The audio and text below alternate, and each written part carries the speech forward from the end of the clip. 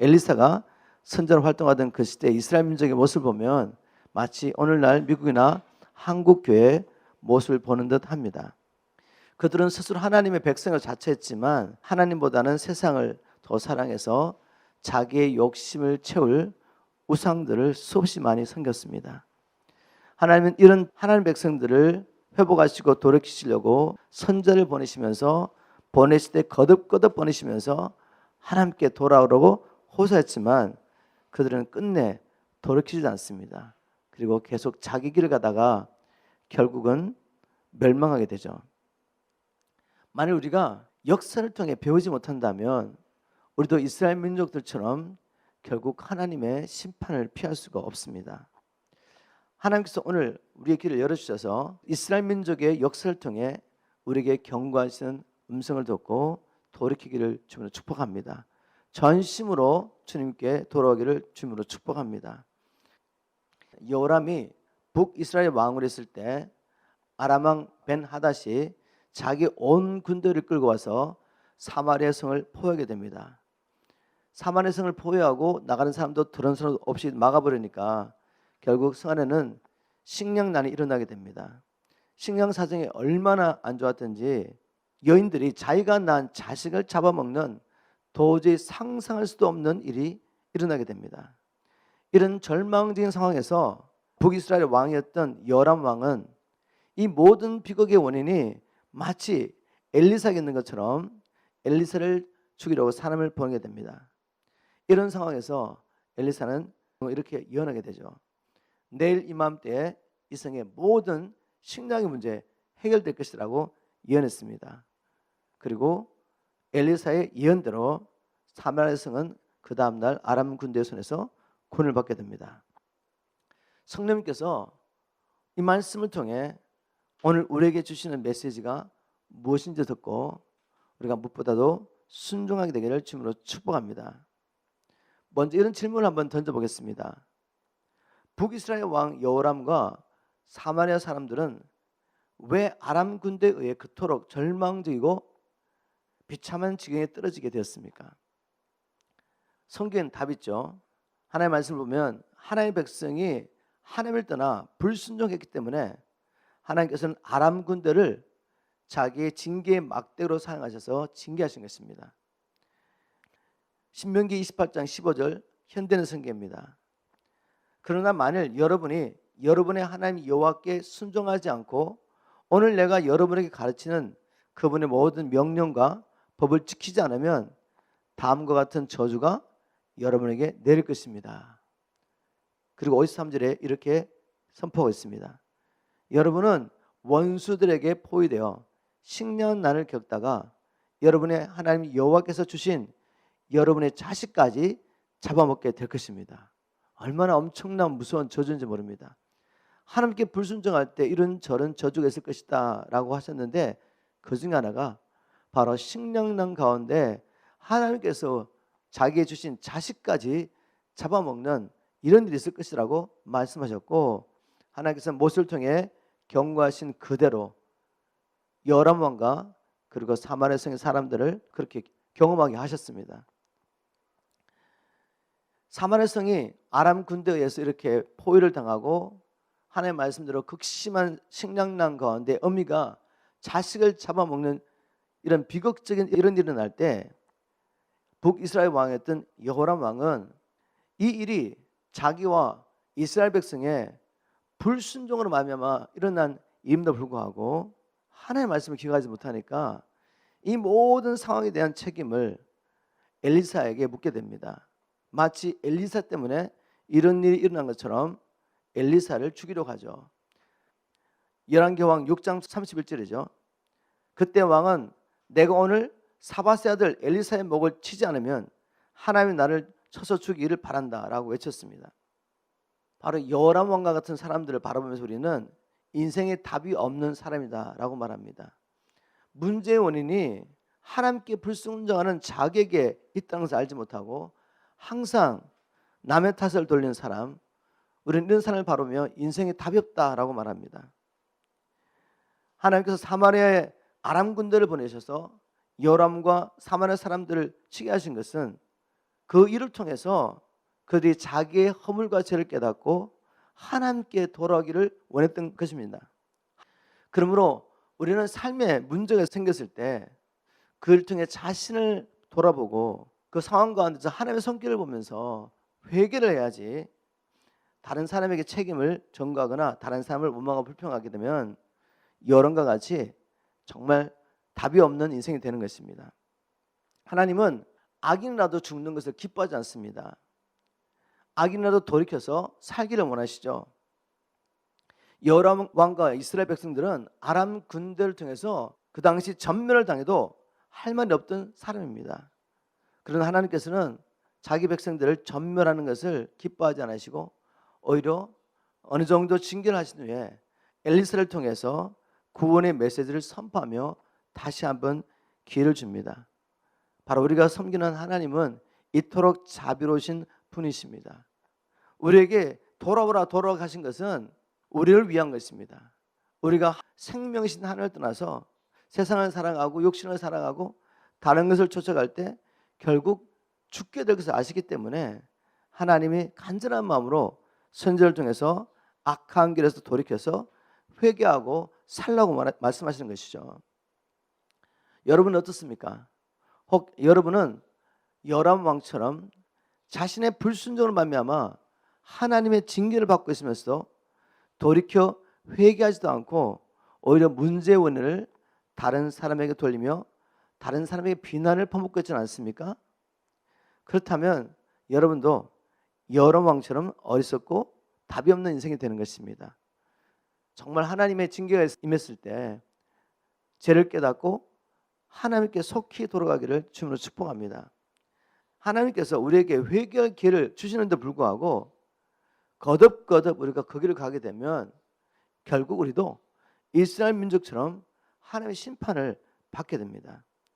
하나님은 악인이 죽는 것을 기뻐하지 않지만 그래서 하나님의 종들을 통해서 말씀을 통해서 회개할 기회를 주시지만 그러나 끝까지 돌이키지 않는다면 하나님은 자기 백성이라도 결국 무슨 심판을 부으실 수밖에 없는 것입니다. 오늘 말씀을 통해서 우리를 부르시는 하나님의 음성을 들으시고 전심으로 주님께 돌아가는 저 여러분 되기를 주님으로 축복합니다. 자, 이렇게 요람 왕과 이스라엘 백성들은 하나님 앞에 불순종하고 돌이키지 않는데 그럼에도 불구하고 하나님께서는 아직은 그들의 죄악에 관영하지 않기 때문에 다시 그들을 구원할 계획을 엘리사를 통해서 선포하십니다. 열왕기하 7장 1절 보니까 시온말 성경입니다. 엘리사가 말했다. 왕은 주께서 하시는 말씀을 들으시오. 내일 이맘때쯤이면 사마리아 성문 안에 장터에서 고운 밀가루 한 쌀을 한 세겔을 살 수 있고 보리 두 쏘아도 한 세겔만 주면 충분히 살 수 있을 것입니다. 식량난이 너무 심각하여서 자기 자식을 잡아먹을 수밖에 없는 그런 환경, 멸망할 수밖에 없는 그런 상황인데 하나님께서 내일 이맘때쯤에는 내가 너희를 구원하겠다. 식량 문제 해결하겠다고 이렇게 말씀하신 것입니다. 그 당시의 상황을 보면 일은 정말 불가능한 일이죠. 아람 군대가 사마리아 성을 완전히 포위하고 있고 밖으로 나갈 수도 없고 들어올 수도 없는 그런 상황, 아무런 도움을 받을 수 없는 이런 상황 가운데서 이제 시간이 조금만 지나면 멸망할 수밖에 없는데 내일 이맘때 모든 식량의 문제가 해결될 것이다 라고 한 엘리사의 말은 상식적으로 이해가 되지 않는 말이었습니다. 그래서 왕의 보좌관은 이렇게 말하죠. 엘리사에게 이렇게 말합니다. 설령 주께서 하늘 창고 문을 열고 곡식을 쏟아붓는다고 해도 어찌 그런 일이 있을 수 있겠소? 라고 말합니다. 왕의 보좌관이 이런 말을 한 것은 그가 겉으로는 하나님 백성처럼 보였지만 사실은 하나님을 알지도 못하고 하나님 믿지도 않았기 때문입니다. 그들의 조상의 역사를 통해서 하나님께서 어떠한 놀라운 구원을 이루신지 기억하지 못했던 것이죠. 그리고 혹 기억했다 할지라도 믿지 않았던 것입니다. 하나님께서 과거에 이스라엘 백성들을 어떻게 구원하셨습니까? 앞에는 홍해가 있고 양옆에는 산이 있고 또 뒤에는 애굽의 군대가 따라오는 이 꽉 막힌 상황, 어디를 보아도 길이 없는 상황 가운데서 하나님께서 어떻게 길을 내셨습니까? 아무도 상상하지 못했죠.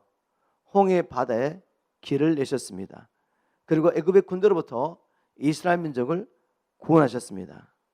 하나님 이처럼 길이 없는 곳에서도 길을 낼 수 있는 전능하신 하나님이십니다. 불가능한 일을 가능케 하시는 하나님이시죠. 이런 하나님을 믿지 않았던 것입니다. 그래서 그런 불신의 말을 한 거죠. 여러분, 혹시 여러분의 삶 가운데 도저히 답이 없는 그런 문제가 있습니까? 사방이 꽉 막혀서 도무지 헤어날 수 없는 같은 그런 상황이 있습니까? 먼저 여러분이 왜 그런 자리에 오게 됐는지 여러분 자신을 돌이켜 보아야 됩니다. 당장 문제 해결만 하려고 하다 보면 그 문제가 해결된 것 같지만 더 큰 문제를 겪게 되죠. 그 문제의 원인을 찾아야 됩니다. 그 문제를 통해서 자신의 허물과 죄를 보고 이런 문제를 통해 우리를 깨우시고 우리를 부르시는 하나님의 음성을 듣고 겸손히 순종해야 합니다.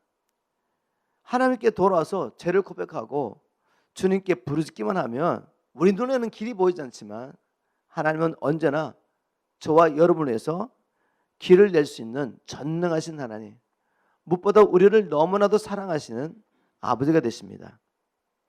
이제 하나님께서 엘리사를 통해서 말씀하신 그 구원, 어떻게 구원하시는지 하나님의 말씀을 살펴보고 이 사건을 통해 하나님께서 우리에게 주시는 메시지를 듣게 되기를 주님으로 축복합니다. 하나님은 길이 없는 곳에 어떻게 길을 내셨습니까? 어떻게 사마리아 성을 아람 군대의 손에서 구원하셨습니까? 성경에 보니까 하나님께서는 아람 군사들에게 엄청난 대군이 전차와 말을 몰고 밀려오고 있는 굉장한 소리를 듣게 하시고 그들로 하여금 두려움에 사로잡혀서 모든 것을 버리고 식량과 말과 그들이 갖고 있던 은금 보화를 버리고 목숨을 내서 달아나게 하셨습니다. 열왕기하 7장 6절 7절 쉬운 말 성경입니다. 이렇게 기록되어 있습니다. 사실 앞서 주께서는 아람 군사들에게 엄청난 대군이 전차와 말을 몰고 밀려오고 있는 것처럼 굉장한 소리가 들리게 하셨고 이 아람 군사들이 서로 말했다. 이스라엘 왕이 해족속의 왕들과 이집트의 왕들에게 용병을 사들여 지금 이리로 쳐들어오고 있는 거야. 그러면서 아람 군사들은 해질녘에 일어나 뿔뿔이 도주했다. 얼마나 급했든지 장막과 말과 나귀들도 그대로 내버려둔 채 모두가 몸만 빠져 달아났다라고 성경에 기록하고 있습니다. 아무도 상상할 수 없던 일이죠, 그죠? 이처럼 하나님께서 자기 백성을 구원하시는 방법은 우리의 상상을 초월합니다.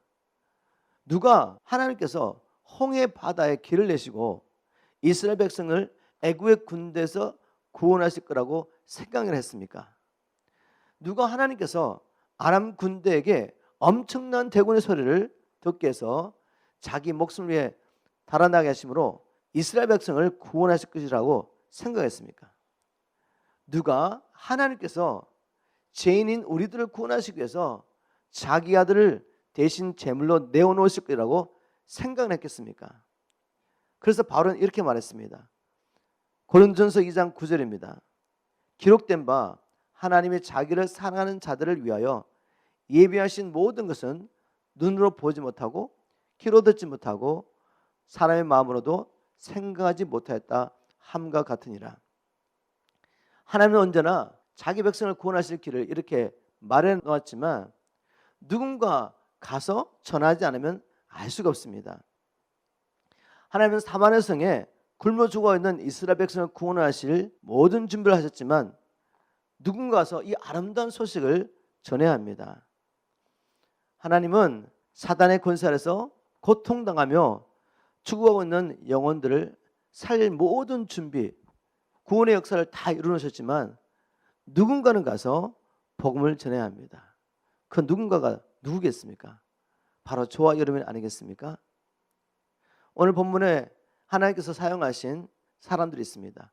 사마리아 성에 죽어가는 그 사람들을 살리기 위해서 이 아름다운 소식을 전하도록 선택하신 사람은 뜻밖에도 성 밖에 살고 있던 문둥병자들이었죠. 그 당시 문둥병자들은 그 사회에서 쫓겨나 격리동에서 살고 있었습니다. 그래서 문둥병자들은 사마리아 성 밖에 살고 있으면서 사마리아 성 사람들이 주는 양식을 먹고 살았는데, 사마리아 성 안에 양식이 떨어졌으니 이 밖에 있는 문둥병자들은 굶어 죽을 수밖에 없는 상황이었죠.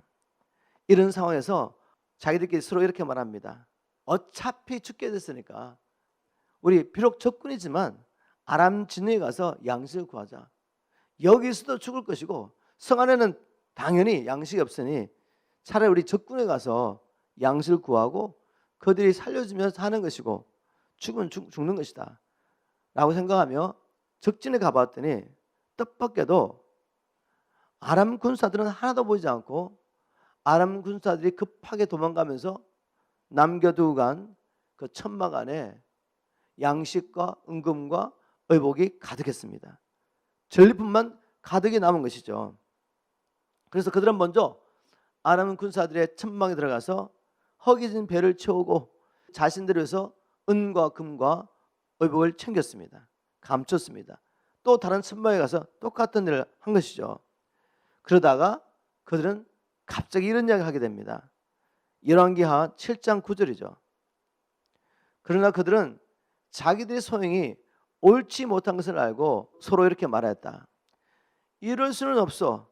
좋은 소식을 전해야 할 우리가 이렇게 가만히 있었어야 되겠느냐. 만일 우리가 내일 아침까지 이 소식을 전하지 않고 그대로 있으면 우리가 천벌을 받을 것이다. 자, 가서 왕궁에 이 사실을 보고하자 라고 서로 말하게 됩니다. 성 안에 있는 사람은 아무도 지금 밖에 어떤 일이 있는지 알 수가 없어요. 아직도 그들이 아람 군대에 둘러싸여 있는 줄 알죠. 성 밖으로만 나가면 천막 안에 그들이 먹고 남을 양식과 은금과 의복이 가득한 것을 알지 못하죠. 이 사실을 전할 수 있는 사람은 바로 이 문둥병자밖에 없었던 거죠. 그래서 이 문둥병자들이 서로 말하면서 우리가 가서 복음을 전하자 이렇게 말합니다. 그리고 우리가 만약 이 복음을 전하지 않으면 하나님이 천벌을 내릴 거야 라고 말했죠. 그런데 신약성경에 보니까 비슷한 말씀이 고린도전서 9장 16절에 있습니다. 바로 바울이 동일한 고백을 한 것을 우리가 발견할 수 있습니다. 내가 복음을 전할지라도 잘할 것이 없으면 내가 부득불 할림이라. 만일 복음을 전하지 않으면 내게 화가 있을 것이미로다. 여러분, 바울이 뭐라고 말하는지 들으셨습니까? 복음 전하는 것은 당연히 할 일이야. 내가 만일 복음을 전하지 않으면 내게 화가 있을 것이라고 말한 것입니다. 여러분 어떻습니까? 저와 여러분은 온 세상을 구원할 기쁜 소식을 듣지 않으셨습니까? 그리고 그 구원을 경험하지 않았나요? 우리가 예전에 영적으로 문둥병자였습니다.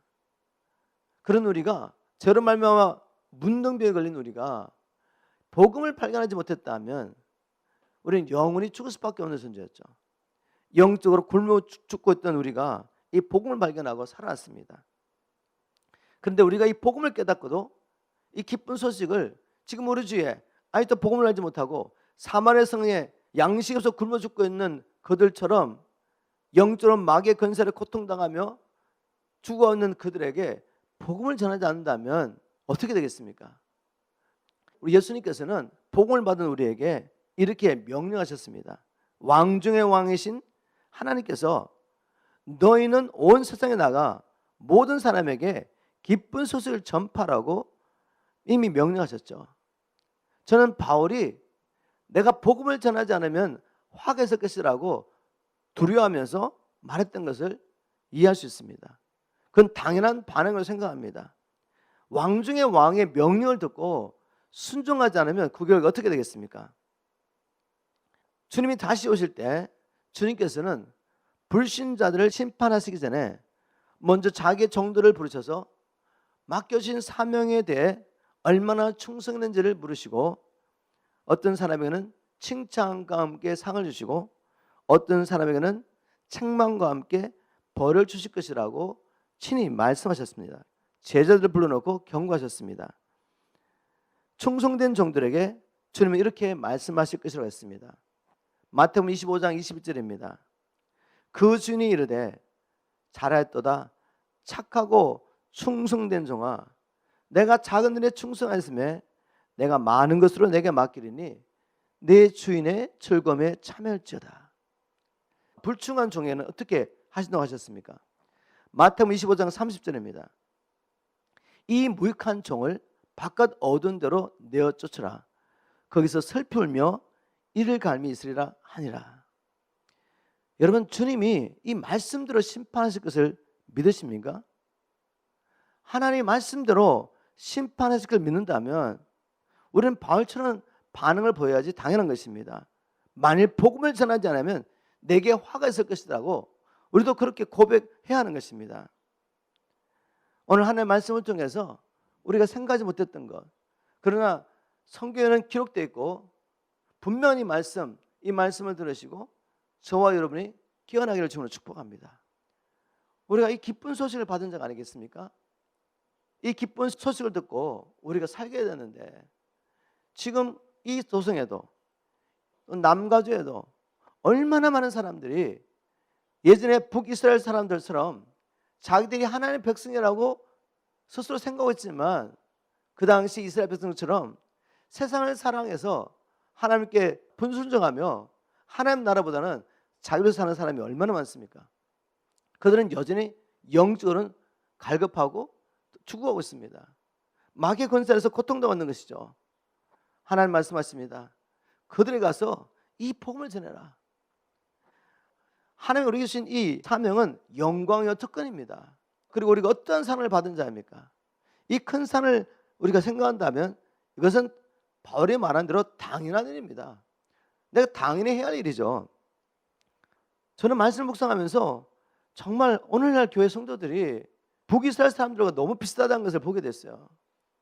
하나님을 섬기되 이 하나님을 마치 우상으로 만들어가지고 자기 입맛에 맞는 자기 욕심을 채워주는 예수를 만드는 것이죠. 이게 바로 여로보암의 죄인데, 여러분 이 성경을 보면 여로보암이 어떻게 하나님 앞에 범죄했습니까?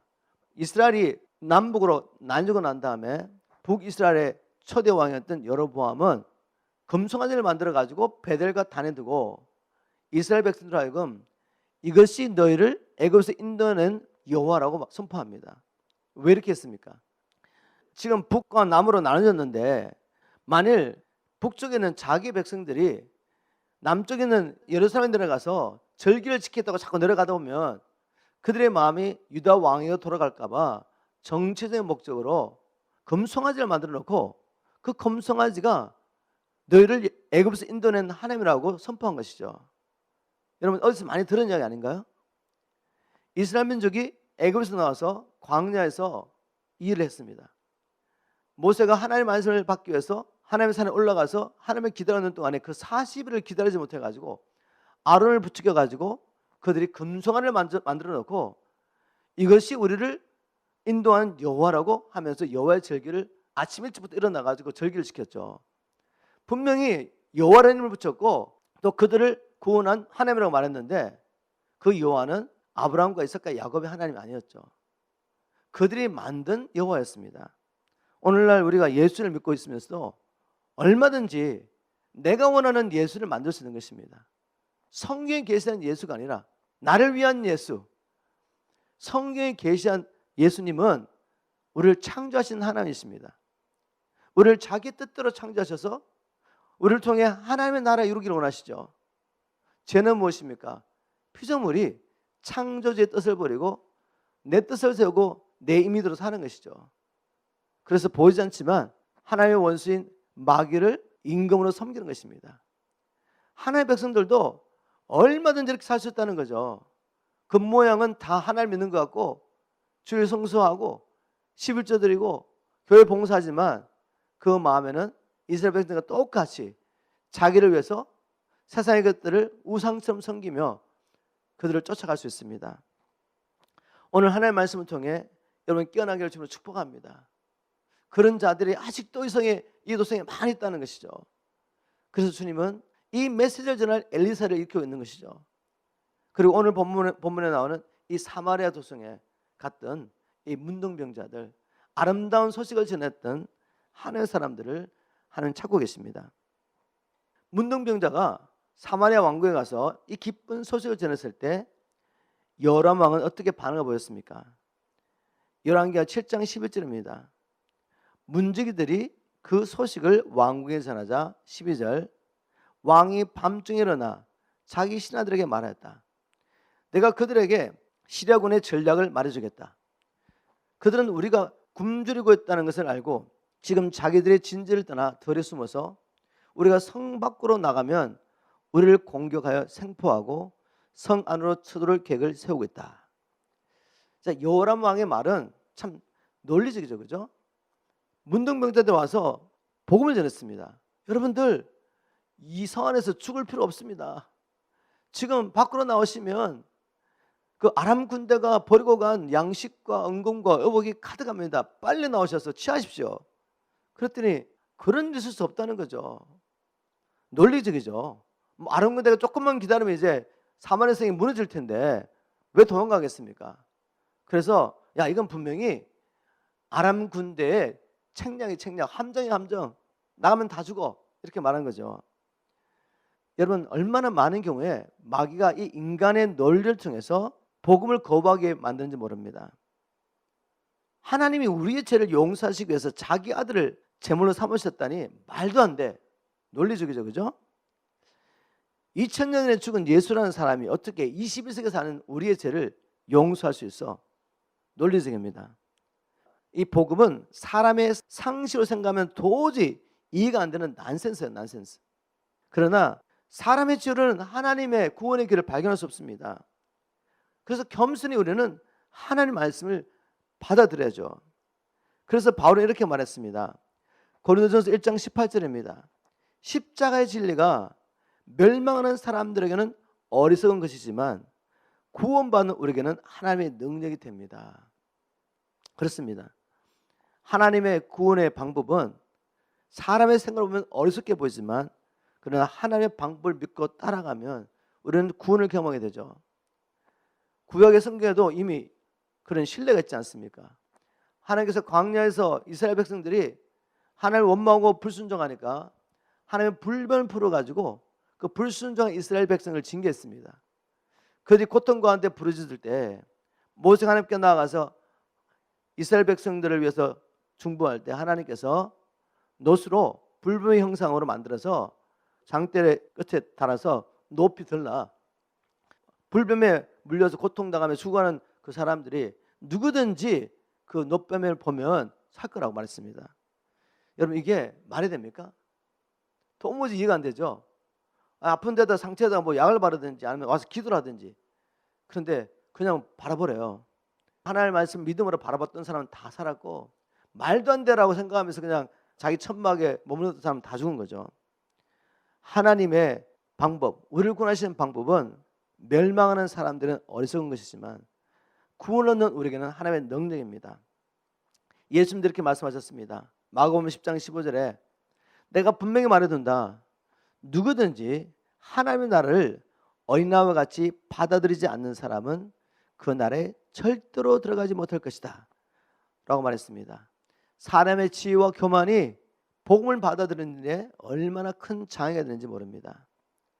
마귀는 항상 그럴듯한 말로 우리를 속여서 진리의 말씀을 받지 못하게 한다는 것을 꼭 기억하십시오.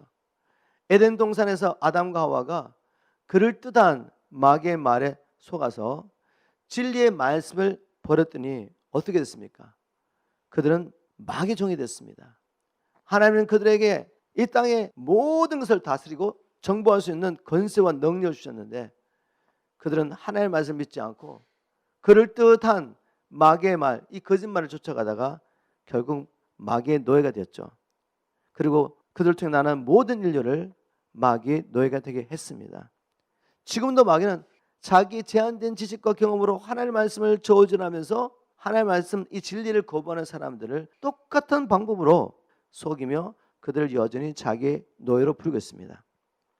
그럼 우리는 겸손히 자기의 생각을 내려놓고 어린아이처럼 하나님의 말씀을 받아들여야 합니다. 다시 본문 말씀으로 돌아가겠습니다. 요람 왕이 기쁜 소식을 듣고도 이 사실을 믿지 못하자 한 지혜로운 신하가 지혜롭게 왕을 설득합니다. 그가 뭐라고 말했습니까? 열왕기 7장 13절. 그러자 한 신하가 대답하였다.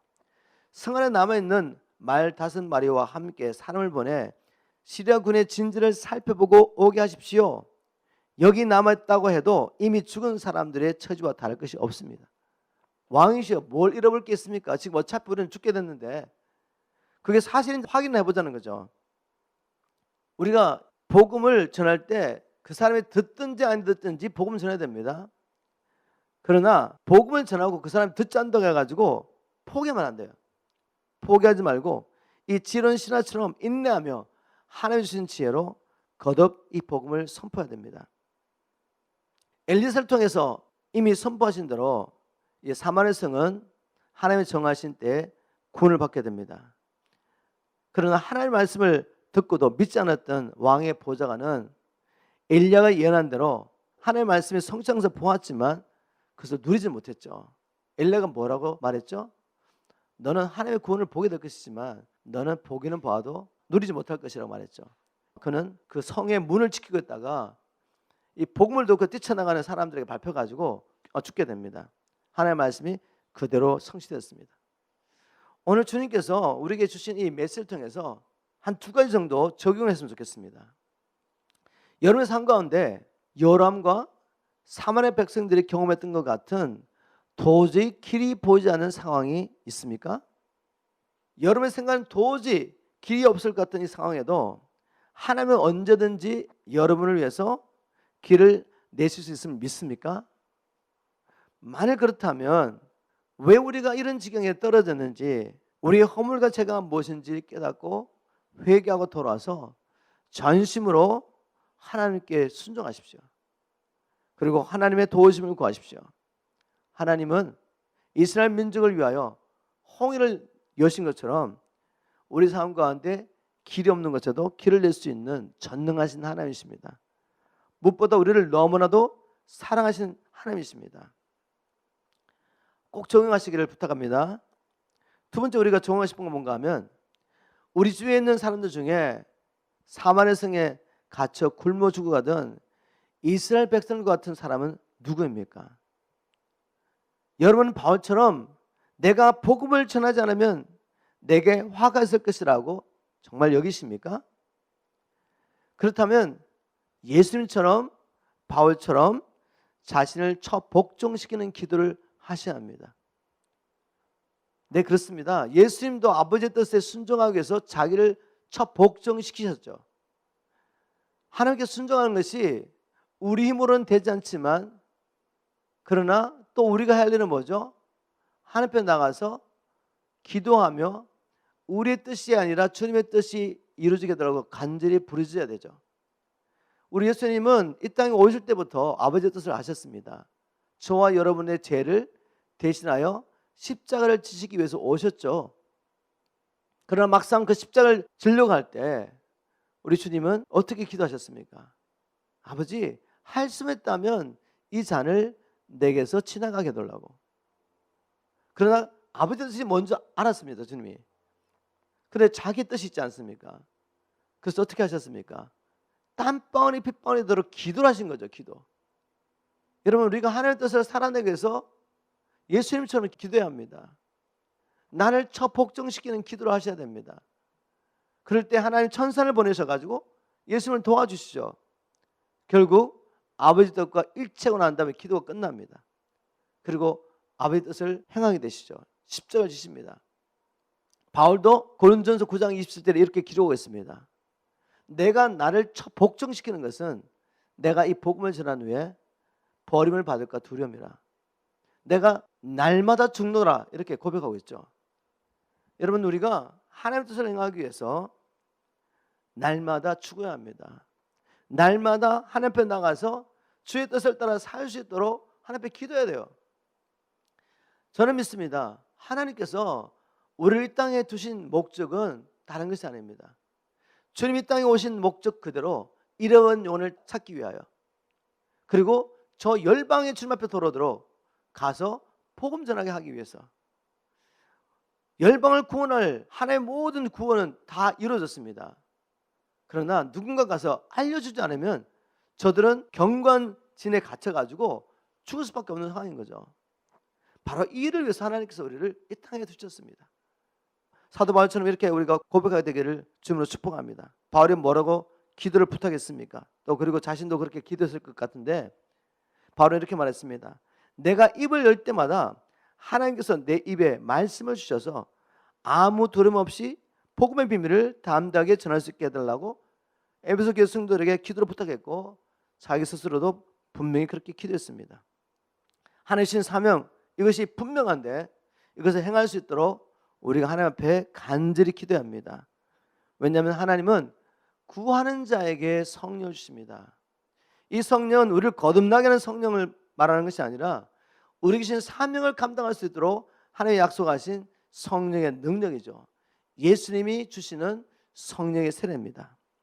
이 성령의 세례는 한 번 받고 끝나는 것이 아니라 성경을 보니까 초대교회 성도들도 2장에서 분명히 성령의 권능을 받고 복음을 전했는데 또 세상에서 위협을 당하고 핍박을 당했을 때 그 핍박과 위협 가운데서 두려워하지 않고 담대히 복음을 전할 수 있도록 함께 모여서 합심해서 기도할 때 하나님은 다시 한번 그들에게 성령의 권능을 보여주시고 성경에 보니까 그들이 담대히 하나님의 말씀을 선포했습니다. 바로 이런 일이 우리에게 필요한 것입니다. 우리 PMC 성도들이 이 시대에 우리에게 주신 이 사명, 이 도성에 죽어가는 이 영혼들에게 복음을 전가하고 또 우리 자녀들에게 이 믿음을 유산으로 물려주고 열방에 죽게 돌아올 때까지 우리 3세대, 우리 부모님의 세대, 우리의 세대, 우리 자녀의 세대가 함께 일어나서 사명 감당하며 하나님 앞에 설 수 있도록 오늘 이 말씀을 마음에 새기고 살아내기를 주님으로 축복합니다. 이 시간에 우리 한번 결단한 마음으로 함께 찬양을 드리고 주신 말씀 살아낼 수 있도록 간절한 마음으로 기도하는 시간을 가지도록 하겠습니다.